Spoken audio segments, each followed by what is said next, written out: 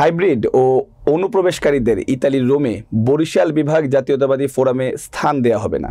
সংগঠনের আয়োজনে পূর্ণাঙ্গ কমিটি গঠনকল্পে আলোচনা সভায় কথা বলেন নবনির্বাচিত সভাপতি শাহিন কবির। ইতালি প্রতিনিধি মোল্লা মনিরুজ্জামান মনিরের প্রতিবেদনে বিস্তারিত। বরিশাল বিভাগ জাতীয়তাবাদী ফোরামের আয়োজিত পূর্ণাঙ্গ কমিটির গঠনকল্পে আলোচনা সভাটি রোববার সন্ধ্যায় রোমের পিনেত্তো স্থানীয় একটি রেস্টুরেন্টের হলরুমে সংগঠনের সভাপতি শাহিন কবিরের সার্বিক তত্ত্বাবধানে ও প্রধান উপদেষ্টা নূর আলম বকশীর সভাপতিত্বে ও সাধারণ সম্পাদক কাজী জাহাঙ্গীরের পরিচালনায় অনুষ্ঠিত হয়।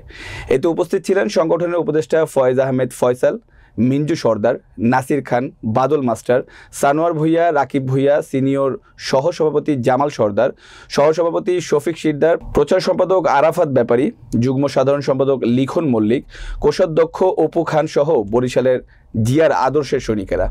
বক্তারা বলেন, ৮০-র দশকে ৯ বছরের সামরিক স্বৈরাচার বিরোধী আন্দোলনে দেশনেত্রী বেগম খালেদা জিয়ার নেতৃত্বে বাংলাদেশ জাতীয়তাবাদী দল বিএনপির রাজপথে আপোষহীন ভূমিকা ইতিহাসের একটি উজ্জ্বল অধ্যায়। তার সেই অগ্রণী ভূমিকার জন্য গণতন্ত্র পুনরুদ্ধার হয়েছে।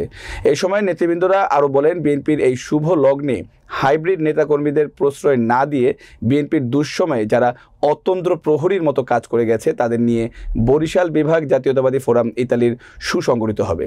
শেষে বিএনপির প্রতিষ্ঠাতা শহীদ রাষ্ট্রপতি জিয়াউর রহমানের আত্মার মাগফিরাত কামনা ও বেগম খালেদা জিয়ার আশু সুস্থতা ও দীর্ঘায়ু কামনা এবং দেশনায়ক তারেক রহমানের সুস্থতা ও দীর্ঘায়ু কামনায় বিশেষ দোয়া ও মোনাজাত করা হয়।